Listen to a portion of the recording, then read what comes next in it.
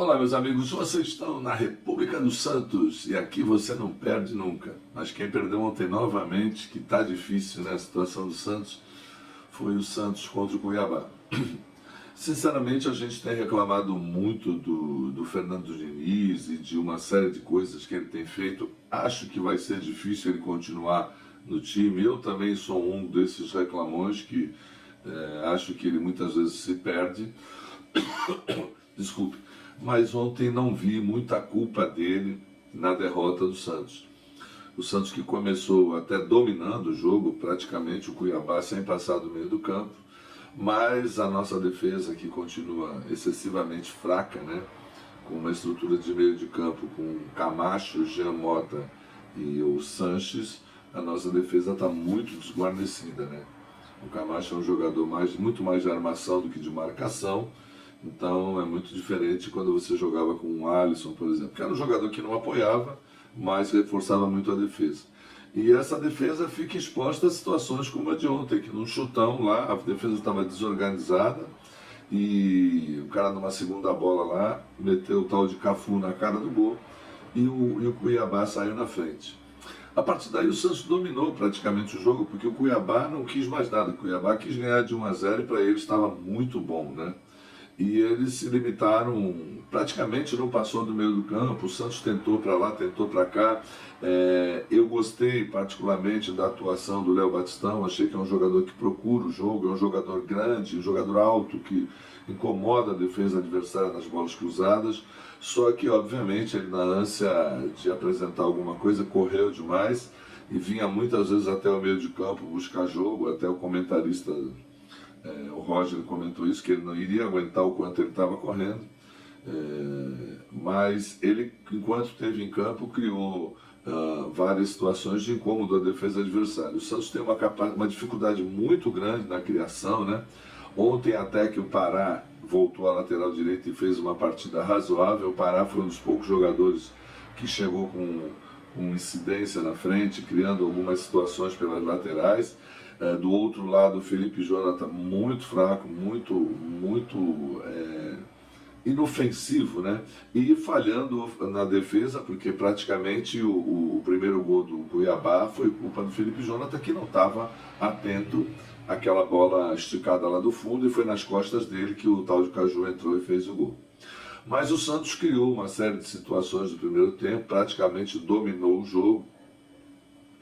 E acho que o Santos estava armado de uma forma bastante ofensiva, mesmo correndo o risco do contra-ataque. O Cuiabá criou algumas situações de contra-ataque, mas muito poucas. E o Santos continuou insistindo pelas laterais. Depois o Diniz fez uma substituição. Ele botou o Lucas Braga e tirou o Jean Mota, talvez. Eu até gostei, porque achei que isso ia reforçar o ataque. E realmente o Lucas Braga é um jogador mais vertical, mais incisivo. Não vejo ele fora do time do Santos. Ele é um jogador que cria situações de gol, muito mais ofensivo do que o próprio Jean Mota. Ele puxou o Marcos Guilherme para o meio de campo, que circulou, não criou muita coisa, mas se apresentava para o jogo para a direita e para a esquerda, e talvez por isso o Marcos Guilherme agrade muito ao Diniz, pois é um jogador que se apresenta para o jogo. No segundo tempo, o Santos voltou com mais vontade de fazer o gol, né? E continuou insistindo e dominando o jogo, né? Estranhamente, eu não sei, eu não reparei, mas eu não entendi a substituição do Robson pelo Danilo Bosa na zaga. Eu não sei, sinceramente, se o Robson se machucou. Eu não entendi essa substituição, mas isso influenciou muito pouco, apesar de eu achar que o Robson estava indo bem na partida. E o Santos continuou insistindo, e para mim um dos jogadores que estava pior em campo acabou criando duas situações, uma bola na trave e acabou fazendo o gol, que o jogador que eu estou citando é o Pirani. O Pirani que muitas vezes ele parece, lembra do Felipe Anderson? Às vezes ele vem vindo com a bola, ele perde a bola, perdi, e continua, parece que falta um pouco de determinação, mas não vou negar que ele, numa boa bola aberta pela direita pelo Carlos Sanches, ele acertou um bom chute na trave, e isso prova que a sorte também não anda muito para o nosso lado, apesar do Cuiabá também ter dado uma bola de raspão na trave. A nossa correu à frente do gol inteiro e não entrou, e depois no centro da direita, ele acabou batendo de primeira e enganando o goleiro Walter, um bom goleiro Walter, ex-jogador do Corinthians, um jogador que seria titular em qualquer time no Brasil, mas o Santos empatou 1-1. E quando a gente pensava até que o Santos ia encurralar o Cuiabá e teve até algumas chances de virar o jogo, aconteceu totalmente o contrário. O Cuiabá começou a vir para frente e isso me irrita profundamente, porque parecia que o Santos começou a querer jogar pelo empate ou pelo tal contra-ataque. E quando eu fico irritado, sabe o que eu faço? Eu ligo lá para o Rota Nordestina e peço alguma coisa lá. Dá uma olhada no que tem lá. Rota Nordestina, todo o sabor do Nordeste pertinho de você. O delicioso tempero brasileiro está aqui em Santos, com tudo que a culinária nordestina tem de melhor. Localizado na ponta da praia e com uma decoração típica, o Rota Nordestina te levará numa viagem de temperos e sabores. O restaurante fica na Avenida dos Bancários, número 151, na ponta da praia. Peça também pelo delivery, 13 3321 5909. Restaurante Rota Nordestina. Aí já me amanso o estômago e me amanso o coração. Mas a partir desse momento, o Cuiabá é que começou novamente a procurar o gol e começou a encurralar o Santos, e começou a criar situações de gol que até então o Santos não estava sofrendo. A gente já tem percebido há algum tempo que o time do Santos cai muito fisicamente a partir dos 20, 25 minutos do segundo tempo.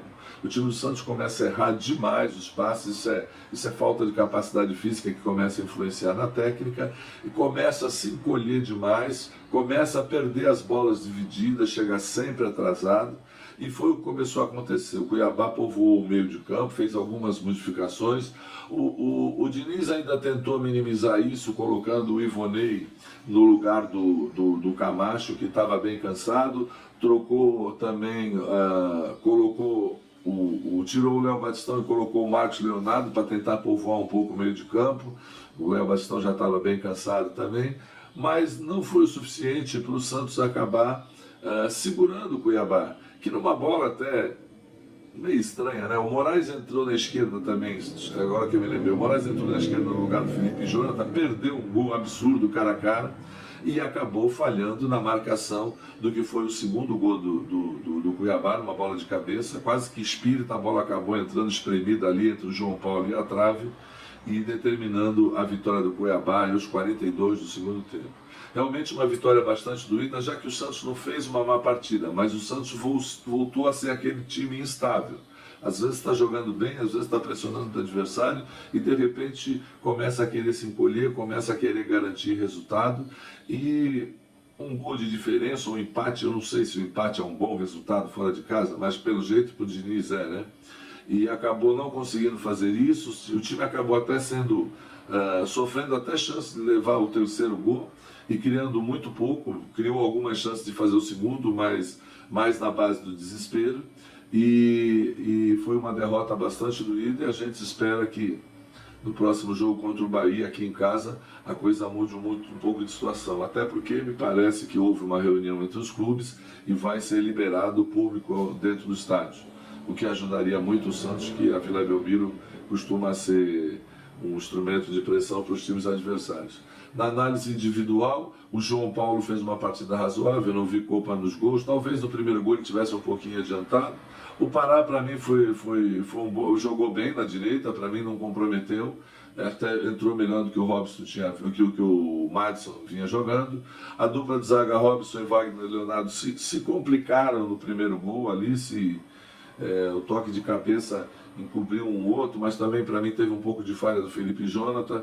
Depois entrou o Danilo Bosa, que não comprometeu. O Felipe Jonathan foi talvez a peça fraca do time, não só não apoiando, como tomando muita bola nas costas.